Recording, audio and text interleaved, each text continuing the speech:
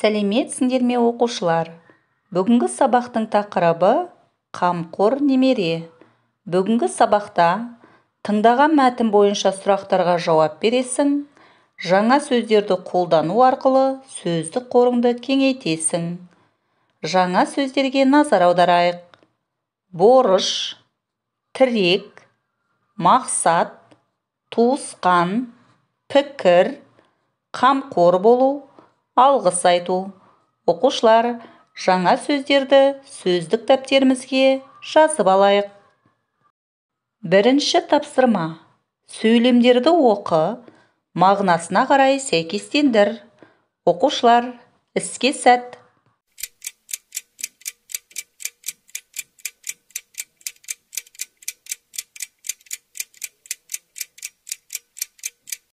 Сөйлемдерді мағынасына қарай қалай сәйкестендірдік? Бірге тексерейік. Әже, сөмкеңізді маған беріңіз, мен көтерейін. Қамқор болу. Рахмет балам, үлкен азамат бол. Алғыс айту. Үйіме келдім қызым, рахмет саған, мақсатыңа жет. Алғыс айту. Ата, дәріңізді ішіңіз, мен әкеліп берейін. Қамқор болу. Оқушылар, сендердің де тапсырмаларың сәтті орындалды деп сенемін. Жаңа сөздермен құралған мысалдарға назар аударайық. Борыш, міндет. Ата-ананы құрметтеу менің борышым.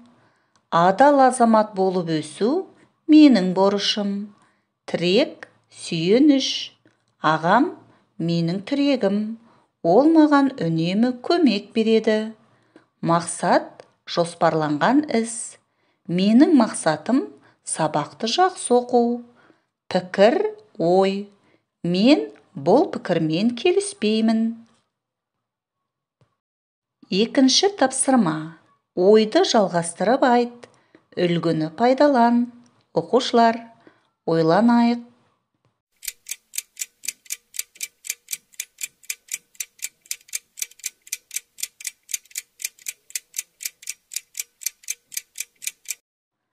Үлгіні пайдаланып, ойды қалай жалғастырып айттыңдар? Бірге тексерейік. Туысқандарға үнемі қамқор болу керек. Мен бұл пікірмен келісемін. Себебі туыстар саған ең жақын адамдар. Олар да саған қамқор болып жүреді. Ата-анаға қамқор болу әр адамның борышы, міндеті. Мен бұл пікірмен келісемін. Себебі ата-анаң сәби шағыңда өзіңді қалай бағып қақса, қартайғанда оларды да солай алақанға салып аялап күту сенің міндетің әрі борышың.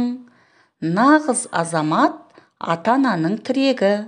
Ол отбасын ешқашан ұмытпайды.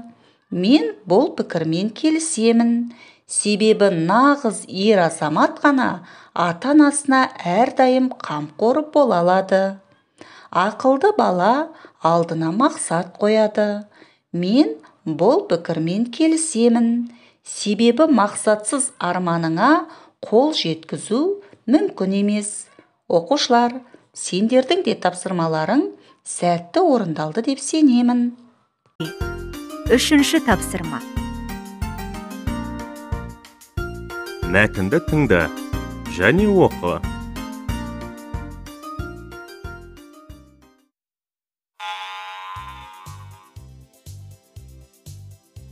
Бүгін Досанның әжесі ауырып қалды.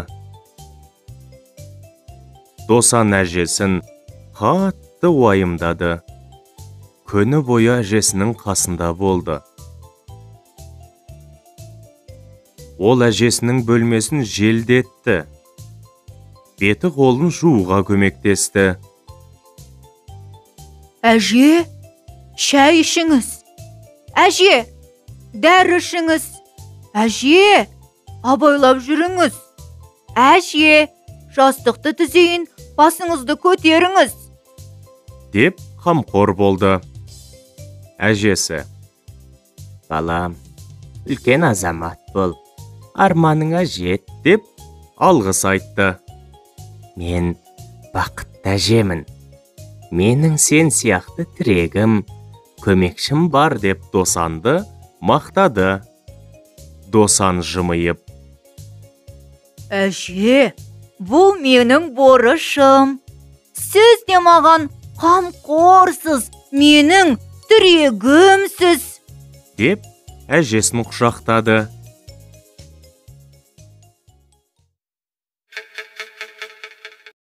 Төртінші тапсырма. Сұрақтарды оқы, мәтіннен жауап тауып айт. Оқушылар, ойланайық.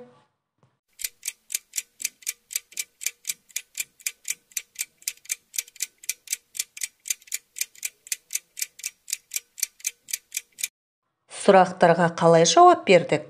Жауабын бірге тексерейік. Досанның әжесіне не болды? Досанның әжесі ауырып қалды. Досан әжесіне қалай қамқор болды? Досан әжесінің қасында болды, бөлмесін желдетті, беті қолын жууға көмектесті. Досанға кім алғыс айтты? Қандай алғыс айтты? Досанға әжесі алғыс айтты. Үлкен азамат бол, арманыңа жет деді. Батаға Досан не деп жауап берді? Бұл менің борышым. Сіз де маған қамқорсыз, менің тірегімсіз деді Досан. Оқушылар, сендердің де жауаптарың осындай болды деген ойдамын. Бесінші тапсырма. Көп нүктенің орнына тиісті қосымшаны қойып жаз. Оқушылар, іске сәт.